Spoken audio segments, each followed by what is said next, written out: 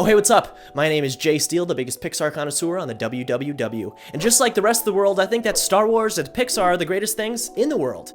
But did you know that their histories are actually tied together? So much so that Star Wars was actually the catalyst that created Pixar and subsequently the greatest feature films of all time? Well, it's true. I wouldn't lie to you. Why would you think that? Well, okay, the story starts with who I would say is the unsung hero of Pixar. A lot of people know about John Lasseter, who directed Toy Story, as one of the main creative visionaries behind the company, but not as many people know about the amazing technical and creative visionary behind the company, Ed Catmull. Both Ed Catmull and John Lasseter had the goal/dream to create the very first fully computer animated feature film.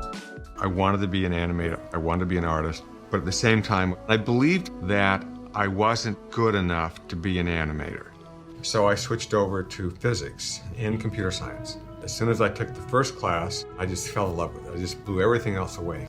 You might think these two professions sound completely different, but actually, computer science combined Ed's love for art and science. At the University of Utah, Ed animated his left hand.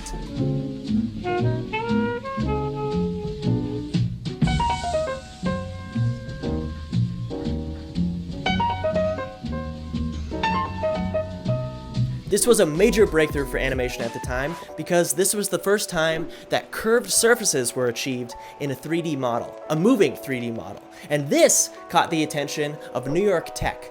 There, Ed developed a new program called Tween, which allowed artists to color their cells in digitally when animating. And this caught the attention of George Lucas, as he had a problem that he thought Ed could solve. George Lucas had his own production company called Lucasfilm. George was an innovative filmmaker, so when he thought of a little movie called Star Wars, he had to develop new filmmaking techniques to accommodate his imagination. So he made a company called ILM, or Industrial Light and Magic, under Lucasfilm, which created all the visual effects for the movie. And then he made a new company called Skywalker Sound, which developed all the sound effects, did the sound design, sound mixing, and the music recording for the movie as well. But he didn't stop there. George continued innovating and hired new people to innovate for him. When George was editing Star Wars, he had to copy many different film strips and then layer them on top of each other to create one scene. He had to combine them because he had a film strip layer of actors, models, special effects, and backgrounds, and then combining them into one scene looked like what you see today in Star Wars. But when you copy a film strip, it degrades in quality. So George thought that maybe there could be a solution if you could combine film digitally. So he hired Ed Catmull to try to solve this problem.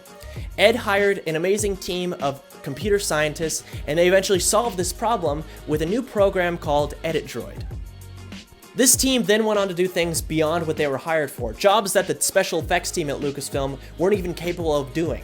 Lucasfilm didn't even think that computers were relevant to what they were trying to achieve. Ed's team went on to create revolutionary visual effects for films like Star Trek and Young Sherlock Holmes. But that meant that they were entering into the world of animation. So with a team of computer scientists and technicians, they needed an animator. And that brings us to John Lasseter, who was fired at Disney for being too good at his job. He got let go, he got fired, because honestly the studio didn't know what to do with him. Even at that early day, this Disney studio that he dreamed about working at turned out to be a really dysfunctional place in reality. And he was a born director, he was a born leader, and his expectation and passion excelled what the studio was doing then. He was passionate about 3D animation and wanted to create a full feature film using it, so when he pitched Disney about the prospect of doing it, they fired him because they didn't know what to do with the medium or John. They just let him go. I guess they were too intimidated. Actually, there were artists at Disney who thought that computers would just completely replace them, so they wanted nothing to do with him or computers. I'd say 95% of the fellows at the studio were saying, well, you never get me to do anything like that. They're ruining everything. And I talked to John Lasseter about the things he was doing. I said, gee, if you get that much imagination and new types of movement done on a computer but not by the pencil, you'll be ahead of the game. The potential was there at that time, but no one wanted to do it except for Lasseter. John Lasseter met Ed Catmull, and he was hired on the spot to be Lucasfilm's first 3D animator. Together, the whole team created a new short called The Adventures of Andre and Wally B, the first 3D animated short with a story and characters. John brought his traditional 2D animated skills to this 3D, rugged, stiff, and geometric environment.